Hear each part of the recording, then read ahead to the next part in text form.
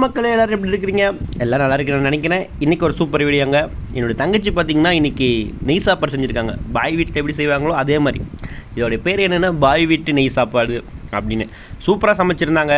முன்னாடி வீடியோவில் பார்த்துருப்பீங்க அம்மா சமைச்ச அந்த நெய் சாப்பாடை. இன்றைக்கி வந்து பாப்பா செஞ்சுருக்காங்க.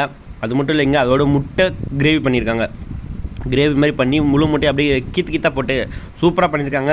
டேஸ்ட்டு வேறு லெவலுங்க. அது மட்டும் இல்லைங்க, இதை வந்து பார்த்திங்கன்னா என்னுடைய தங்கச்சி தான் செஞ்சுருக்காங்க.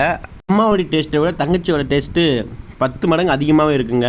யாரெல்லாம் தங்கச்சி சமைச்சு கொடுத்துருக்காங்க நான் சாப்பிட்ருக்கிறேன் பிரதர். எங்கள் தங்கச்சி சாப்பாடெலாம் சூப்பராக இருக்கும். என் தங்கச்சி சாப்பாடு புளி மாதிரி இருக்கும், கிளி மாதிரி இருக்கும். அப்படி இப்படின்னு என்னென்னலாம் தோணுதோ அதெல்லாம் கமெண்ட் பண்ணுங்கள். ஓகேங்க, இன்றைக்கி எங்கள் பாப்பா வந்து பார்த்திங்கன்னா சாப்பாடு செஞ்சது மட்டும் இல்லை, எனக்கு பிசைஞ்சு ஊட்டி விட விடுறேன்னு சொல்லியிருக்காங்க. அண்ணன் டேஸ்ட் எப்படின்னு பாருண்ணே அப்படின்னு சொல்லி.